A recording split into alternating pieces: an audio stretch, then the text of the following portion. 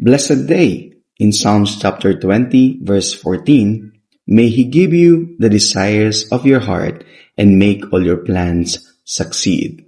Ito po ang sabi sa atin ng Bible at ang gusto sa atin ng Panginoon ng desire ng ating mga puso ay magkaroon po ng katuparan.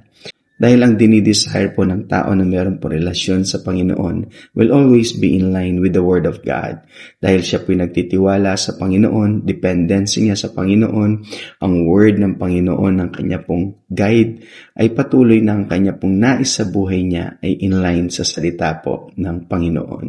And the Bible says, He will give you the desire of your heart and make all your plans succeed. Dahil kapag tayo po ay nandoon, nakatungtong sa salita ng Panginoon at siya pong ating ginagawang guidance sa ating pong buhay. For sure, hindi po tayo maliligaw dahil ang kanya pong salita ay siya mismo. At ang sabi po ng Bible in John 14 verse 6, He is the way, the truth, and the life.